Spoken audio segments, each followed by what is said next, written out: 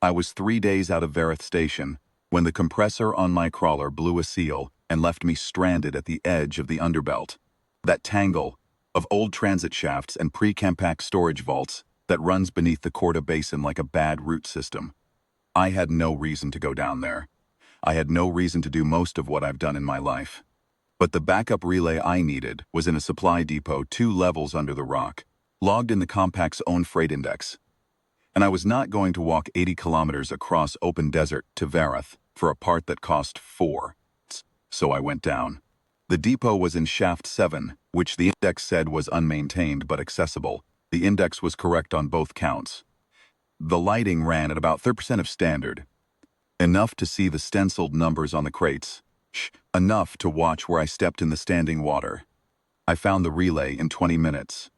That should have been the end of it. The sound stopped me at the far end of the corridor. A single soft knock, like a heel against the inside of a container. I stood still and listened. There was nothing for a long count of 5. Then it came again. 2 taps, the rhythm of something tired, not something panicked. More like a signal than a cry. The crate was a standard transit box, the kind the brokers use to move livestock feed from the outer settlements. Locked with a compact freight seal that had been painted over. A deliberate thing. Paint over a seal when you don't want a port inspector looking too closely at the code. I knew that trick from 11 years running a ranger post on the Corda frontier. I also knew what it usually meant. I broke the seal with the back of my multi-tool and lifted the lid. She was sitting up in the corner of the crate, with her knees against her chest, and a small water canteen held between both hands. The child was small, even by the standards of the Verith Basin communities.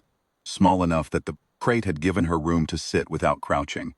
Her skin was a pale gray blue in the low light, her ears long and fine-pointed, eyes the color of old amber, too large for her narrow face. She looked at me and did not flinch. She did not make a sound. She simply watched me the way a creature watches when it has stopped expecting anything good, and is simply measuring whether what's coming next will be worse than what came before. I said nothing for a moment. Then I said quietly, she was all right. She didn't believe me. I wouldn't have, either. The freight tag inside the crate was addressed to a collection broker at the Sorna processing compound, 6 kilometers deeper in the underbelt. I had heard of Sorna. Most frontier rangers had. It was where the brokers ran the intake operation for a string of underground fighting, circuits that the compact officially did not acknowledge and practically funded through the taxation of results. Children from the outer settlements, brought in as staging performers, they called it in the paperwork. Staging was the word they used when they meant something they could not print in plain language. I folded the freight tag and put it in my jacket.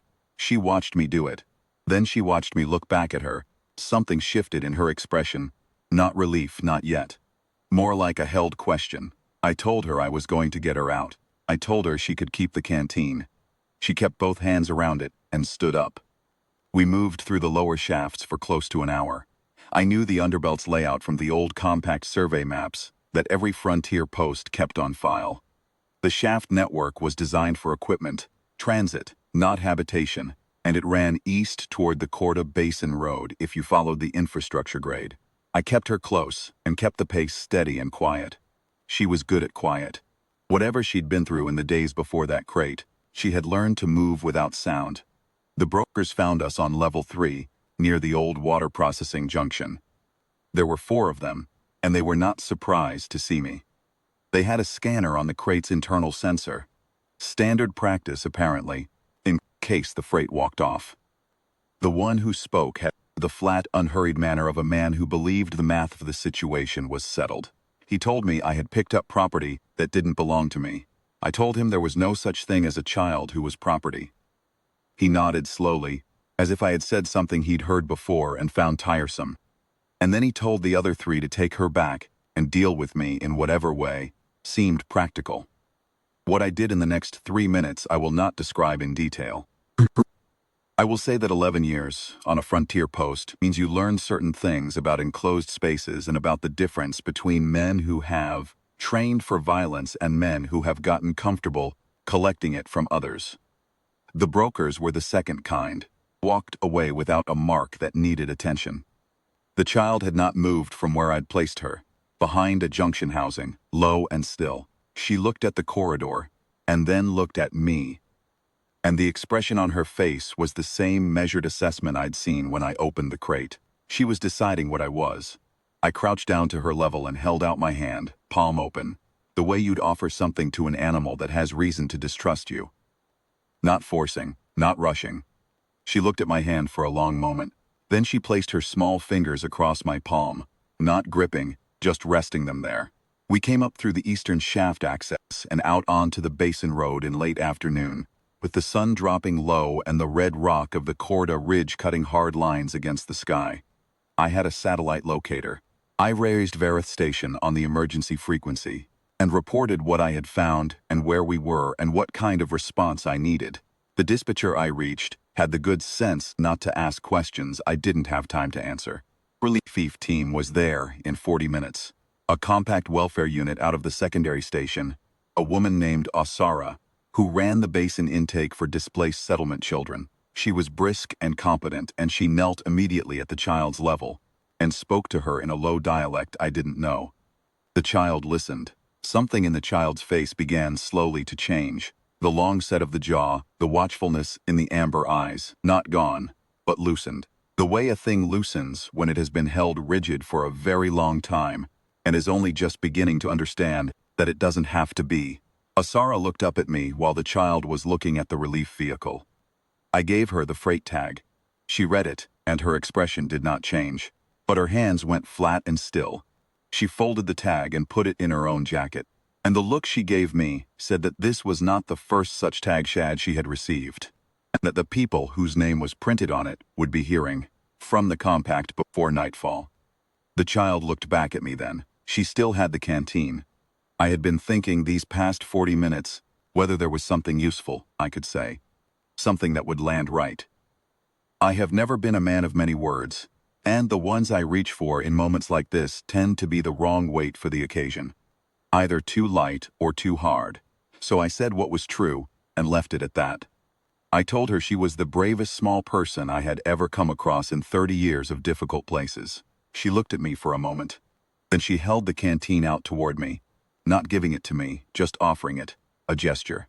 I put my hand around the canteen alongside hers for a moment, and then I let go and stepped back so Asara could bring her to the vehicle. I watched them drive east until the dust settled.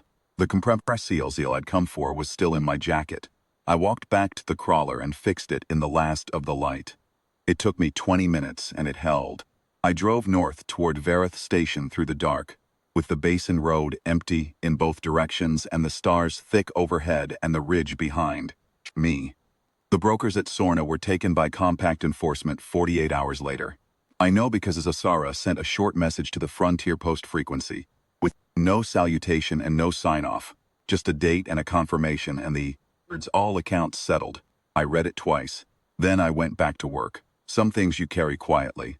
The memory of a small gray-blue hand resting across your palm, while the afternoon sun comes down hard on the Corda Basin Road. The particular weight of a canteen offered freely by someone who has almost no reason to offer anything. I have worked 30 years in difficult places.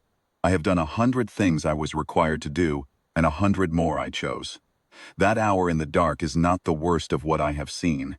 But the child walking toward that vehicle, with her head up and the canteen still in her hands, that is the thing I have thought about every day since. Some debts the galaxy pays forward. This was one.